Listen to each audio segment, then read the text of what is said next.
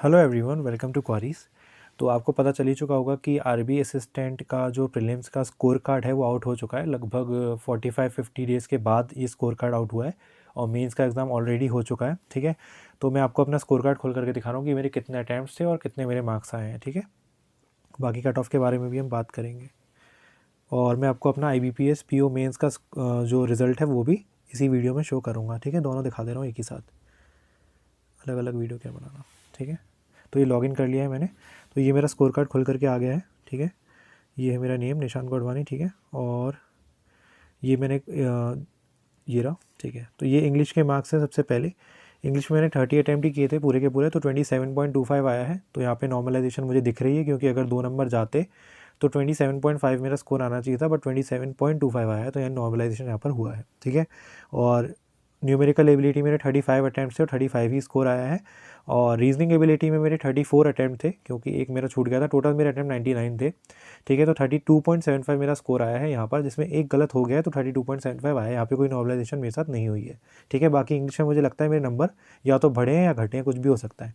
ठीक है, तो मेरे 99 अटैम्प्ट से और स्कोर मेरा आया है 95। ठीक है, और जहाँ तक मुझे पता है कट ऑफ जो कानपुर और लखनऊ की गई है वो जनरल की 95.5 गई है और EWS की 94.5 या 94 पॉइंट के आसपास गई है, कुछ एग्जैक्ट मुझे नहीं मालूम। तो उससे मेरे इतने नंबर ही ऊपर थे, क्योंकि मैंने EWS कैटेगरी से भरा था। अगर मैं जनरल से भरता तो 0.5 से मेरा रह जाता।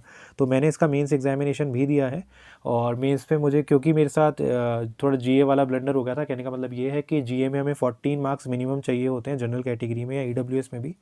तो 14 ईच सब्जेक्ट हमें चाहिए होता है। तो उसमें मेरे उस क्राइटेरिया में मेरे मार्क्स जो थे वो GA में काफ़ी कम रह गए थे, क्योंकि GA थोड़ी टफ आई थी, 14 मार्क्स वाली नहीं थी GA। तो उसमें मुझे बहुत सारे तुक्के लगाने पड़े, क्योंकि मैं जानता था कि अगर तुक्के नहीं लगाऊंगा तो वो मेरे रह जाएगा। ठीक है, तो इस वजह से मैंने थोड़ा टाइम ज़्यादा कर दिए थे उसमें, तो जिसके चलते मेरे 14 से नीचे नंबर चले गए उसमें, क्योंकि अभी तो स्कोर कार्ड है नहीं, बट मेरा खुद का एनालिसिस है। और बाकी ओवरऑल अटैम्प्ट मेरे बहुत अच्छे थे। 165 अटैम्प्ट्स में करके आया हूँ RBI असिस्टेंट मेंस में। अगर वो GA वाली चीज़ ना होती तो RBI असिस्टेंट मेंस भी क्लियर हो जाता। ठीक है, बट वही है कि उसका क्राइटेरिया ही कुछ ऐसा है, तो वो नहीं हो पाया।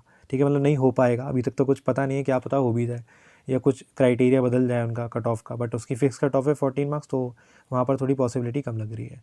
ठीक है, तो ये मेरा स्कोर कार्ड है RBI असिस्टेंट का। मैं आपको खोल करके दिखा देता हूँ अपना IBPS PO मेंस का जो स्टेटस आया है अभी रिजल्ट का। ठीक है,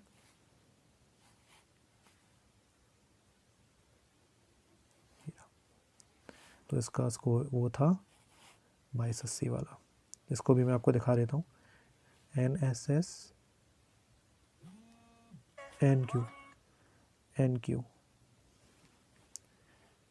NSS हार्दिक भाई का कॉल आ रहा है। ठीक है, तो लॉगिन कर लेते हैं इसको। ठीक है, तो ये है मेरा IBPS PO मेंस का स्कोर कार्ड, वो स्कोर कार्ड कह रहा हूँ, मतलब रिज़ल्ट। तो इंटरव्यू के लिए मैं जा रहा हूँ। ठीक है, वैसे मेरा RRB PO में हो चुका है, बट मैं इसका इंटरव्यू ज़रूर दूंगा। ठीक है, और एक मिनट इसको साइलेंट कर दूँ।